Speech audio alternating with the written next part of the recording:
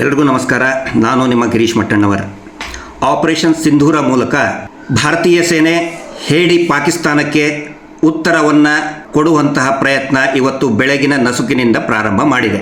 ಹೀಗಾಗಿ ಭಾರತ ಮತ್ತು ಪಾಕಿಸ್ತಾನ ಯುದ್ಧ ಪ್ರಾರಂಭ ಆಗಿದೆ, ಕದನ ಪ್ರಾರಂಭ ಆಗಿದೆ. ಇದು India versus Pakistan cricket match ಅಲ್ಲ, ಎಂಟರ್ಟೈನ್ಮೆಂಟ್ ಅಲ್ಲ. ಹೀಗಾಗಿ ಇಲ್ಲಿ ಬರೀ ನಮ್ಮ ವೀರ ಯೋಧರ ಕರ್ತವ್ಯ ಮಾತ್ರ ಅಲ್ಲ, ನಾಗರಿಕರ ಕರ್ತವ್ಯವೂ ಕೂಡ ಇದೆ. ನಾವು ಕೂಡ ಇದರಲ್ಲಿ ಪಾಲ್ಗೊಳ್ಳಬೇಕು, ಜವಾಬ್ದಾರಿಯಿಂದ ನಡ್ಕೊಳ್ಬೇಕಾಗುತ್ತೆ. ಹೀಗಾಗಿ ಇಲ್ಲಿ ಜವಾಬ್ದಾರಿಯುತ ನಾಗರಿಕರಾಗಿ ನಮ್ಮ ಕೆಲಸಗಳೇನು, ಕರ್ತವ್ಯಗಳೇನು ಅನ್ನೋದನ್ನು, ನನ್ನ ಅಭಿಪ್ರಾಯವನ್ನು ನಾನು ಸಾರ್ವಜನಿಕರ ಮುಂದೆ ಇಡ್ತಾ ಇದ್ದೀನಿ. ಮೊದಲನೇದಾಗಿ, ಯಾರು ಕೂಡ ಸೇನೆಯ ಸಾಮರ್ಥ್ಯವನ್ನು ಟೀಕೆ ಮಾಡಬೇಡಿ, ಪ್ರಶ್ನೆ ಮಾಡಬೇಡಿ. ಆ ರೀತಿ ಸೇನೆಯ ಸಾಮರ್ಥ್ಯವನ್ನು ಟೀಕೆ ಮಾಡುವಂಥ, ಪ್ರಶ್ನೆ ಮಾಡುವಂತಹ ಯಾವುದೇ ಪೋಸ್ಟ್ಗಳನ್ನು ಎಂಟರ್ಟೈನ್ ಮಾಡಬೇಡಿ, ಅವುಗಳನ್ನು ಶೇರ್ ಮಾಡಬೇಡಿ. ಒಂದನೇದು. ಎರಡನೇದಾಗಿ, ಈಗ ಇಡೀ ದೇಶಾದ್ಯಂತ ಸೇನೆಯ ಮೂವ್ಮೆಂಟ್ ಪ್ರಾರಂಭ ಆಗಿದೆ. ವಾಹನಗಳ ಮೂವ್ಮೆಂಟ್ ಇರಬಹುದು ಅಥವಾ ಸೈನಿಕರ ಮೂವ್ಮೆಂಟ್ ಇರಬಹುದು. ಒಂದು ಪ್ರದೇಶದಿಂದ ಇನ್ನೊಂದು ಪ್ರದೇಶಕ್ಕೆ ಹೋಗ್ತಾ ಇದೆ. ಅದು ಬೆಂಗಳೂರು ಇರಬಹುದು, ಕಾಶ್ಮೀರ ಇರಬಹುದು, ಕೇರಳ ಇರಬಹುದು, ತಮಿಳುನಾಡು ಇರಬಹುದು, ರಾಜ್ಯದ ಯಾವುದೇ ಭಾಗ ಇರಬಹುದು. ಸೇನೆಯ ಮೂವ್ಮೆಂಟ್ ಪ್ರಾರಂಭ ಆಗಿದೆ. ಹೈವೇ ಇರಬಹುದು.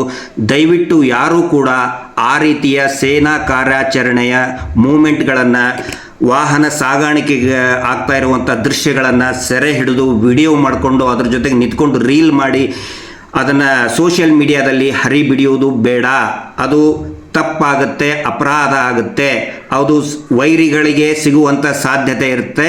ಯಾರೂ ಕೂಡ ಸೇನಾ ಕಾರ್ಯಾಚರಣೆಯ ಮೂಮೆಂಟ್ಗಳನ್ನು ಸೆರೆ ಹಿಡಿದು ಆ ವಿಡಿಯೋಗಳನ್ನು ಮಾಡ್ಕೋಬೇಡಿ. ಇದು ಎರಡನೇದ್ದು. ಮೂರನೇದ್ದು, ಯಾವುದೇ ಊಹಾಪೋಹ ಇರುವಂಥ ಸುದ್ದಿಗಳನ್ನು ಹರಡಿಸಬೇಡಿ. ಸುಳ್ಳು ಸುದ್ದಿಗಳನ್ನು, ಫೇಕ್ ನ್ಯೂಸ್ಗಳನ್ನು ಹರಡಿಸಬೇಡಿ. ಕೇಂದ್ರ ಸರ್ಕಾರ ಅಥವಾ ರಾಜ್ಯ ಸರ್ಕಾರ ಅಥವಾ ಪೊಲೀಸ್ ಇಲಾಖೆ ಅಥವಾ ರಕ್ಷಣಾ ಇಲಾಖೆ ಅಧಿಕೃತವಾಗಿ ಹೊರಡಿಸಿದಂತಹ ಸಾರ್ವಜನಿಕರ ಗಮನಕ್ಕೆ ಇರುವಂತಹ ಶೀರ್ಷಿಕೆ, ಹೆಡ್ಡಿಂಗ್ ಇರುವಂತಹ ಸುದ್ದಿಗಳನ್ನು ಮಾತ್ರ ನೀವು ಪೋಸ್ಟ್ ಮಾಡಿ ಸಾರ್ವಜನಿಕರ ಗಮನಕ್ಕೆ ಸೋಷಿಯಲ್ ಮೀಡಿಯಾ ಮುಖಾಂತರ ಗಮನಕ್ಕೆ ತಗೊಂಡು ಬನ್ನಿ. ಸುಳ್ಳು ಸುದ್ದಿಗಳನ್ನು ಯಾವ ಕಾರಣಕ್ಕೂ ಕೂಡ ಹರಡಿಸಬೇಡಿ, ಅದನ್ನು ಎನ್ಕರೇಜ್ ಕೂಡ ಮಾಡಬೇಡಿ. ಯಾವುದೇ ಒಂದು ಯುದ್ಧಕ್ಕೆ ಸಂಬಂಧಪಟ್ಟಂತಹ, ಸುರಕ್ಷತೆಗೆ ಸಂಬಂಧಪಟ್ಟಂಥ ಯಾವುದೇ ಒಂದು ಪೋಸ್ಟ್ ಹಾಕಬೇಕಾದ್ರೆ 10 ಸಾರಿ ಯೋಚನೆ ಮಾಡಿ, ವಿವೇಚನೆ ಮಾಡಿ, ಇದು ಒರಿಜಿನಲ್ ಪೋಸ್ಟಾ ಅಥವಾ ಫೇಕ್ ಪೋಸ್ಟಾ, ಫೇಕ್ ನ್ಯೂಸ್ ಅನ್ನೋದನ್ನು ನೋಡಿಕೊಂಡು ನಿಜವಾಗಿ ಅಧಿಕೃತ ಮಾಹಿತಿಗಳು ಇದ್ದರೆ ಮಾತ್ರ ಅದನ್ನು ಪೋಸ್ಟ್ ಮಾಡಿ. ಆನಂತರ ಒಂದು ವೇಳೆ ಸಾರ್ವಜನಿಕರ ಮೇಲೆ ದಾಳಿ ಅಂಥ ಸಂದರ್ಭ ಬಂದರೆ ಬಹುಶಃ ಬರಲಿಕ್ಕಿಲ್ಲ ಅಂತ ನಾನು ಅನ್ಕೋತೀನಿ. ನಮ್ಮ ಸೇನೆ ಅತ್ಯಂತ ಸಮರ್ಥವಾಗಿದೆ. ಗಡಿಯಲ್ಲಿಯೇ ಪಾಕಿಸ್ತಾನಕ್ಕೆ ನುಗ್ಗಿ ಪಾಠ ಕಲಿಸುವಂಥ ಸಾಮರ್ಥ್ಯ ನಮ್ಮ ಭಾರತೀಯ ಸೇನೆಗಿದೆ.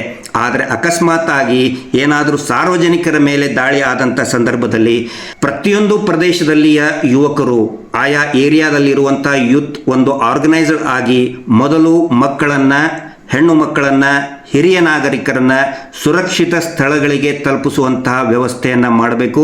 ಅವರಿಗೆ ಆರೈಕೆಯ ಆಸ್ಪತ್ರೆಯಲ್ಲಾಗಲಿ ಅಥವಾ ಸರ್ಕಾರ, ಪೊಲೀಸ್ ಇಲಾಖೆ, ನಮ್ಮ ಜಿಲ್ಲೆಯ ಜಿಲ್ಲಾಧಿಕಾರಿಗಳು ಏನೊಂದು ಜಾಗವನ್ನು ತೋರಿಸಿರ್ತಾರೆ, ಅಲ್ಲಿ ಮೊದಲ ಆದ್ಯತೆ ಮಕ್ಕಳಿಗೆ, ಹೆಣ್ಣು ಮಕ್ಕಳಿಗೆ ಮತ್ತು ಸೀನಿಯರ್ ಸಿಟಿಸನ್ಗಳನ್ನು ರಕ್ಷಣೆ ಮಾಡುವಲ್ಲಿ ನಾವು ಯುವಕರು ಪಾತ್ರ ವಹಿಸಬೇಕಾಗುತ್ತೆ. ನಾನು ಕೂಡ ಕೆಲವು ದಿನಗಳ ಹಿಂದೆನೇ ಇಂಡಿಯನ್ ಆರ್ಮಿ ಅಧಿಕಾರಿಗಳಿಗೂ ಕೂಡ ನಾನು ಬರೆದಿದ್ದೇನೆ, ರಿಕ್ವೆಸ್ಟ್ ಮಾಡ್ಕೊಂಡಿದ್ದೇನೆ. ಏನಾದರೂ ವಾಲಂಟಿಯರ್ ಸರ್ವಿಸ್ ಬೇಕಿದ್ದು ಹೇಳಿದರೆ ನಾವು ರೆಡಿ ಇದ್ದೇವೆ ಅನ್ನುವಂಥ ಮಾಹಿತಿಯನ್ನು ಕೂಡ ಕೊಟ್ಟಿದ್ದೇನೆ. ಬಹುಶಃ ಆ ಥರ ಸಂದರ್ಭ ಬಂದರೆ ಸಾರ್ವಜನಿಕವಾಗಿ ಸರ್ಕಾರವೇ ಅಥವಾ ಸೇನೆಯೇ ಅಧಿಕೃತವಾಗಿ ಆದೇಶವನ್ನು ಹೊರಡಿಸುತ್ತೆ. ಯಾರಾದರೂ ವಾಲಂಟಿಯರ್ ಇದ್ದರೆ ಬನ್ನಿ ಅಂಥೇಳಿ. ಆ ಸಂದರ್ಭದಲ್ಲಿ ನಾವೆಲ್ಲರೂ ಕೂಡ ಸರ್ಕಾರ ಜೊತೆಗೆ, ಸೇನೆಯ ಜೊತೆಗೆ ನಾಗರಿಕರಾಗಿ ಆ್ಯಸ್ ಅ ವಾಲಂಟಿಯರ್ಸ್ ಕೈ ಜೋಡಿಸಬೇಕಾಗತ್ತೆ.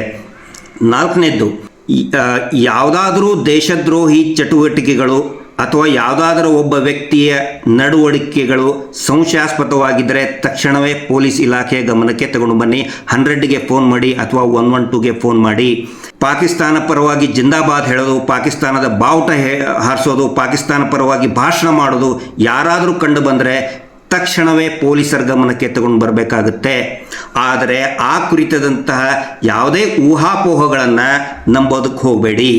ನಮ್ಮಲ್ಲೇ ಇದ್ಕೊಂಡು ಪಾಕಿಸ್ತಾನ್ ಜಿಂದಾಬಾದ್ ಅಂತ ಹೇಳೋರು ಸುಮಾರು ಜನ ಇದ್ದಾರೆ. ಅಂಥವ್ರು ಕಂಡು ಬಂದರೆ ತಕ್ಷಣವೇ ತಡ ಮಾಡದೆ ಪೊಲೀಸರ ಗಮನಕ್ಕೆ ತಗೊಂಡು ಬನ್ನಿ.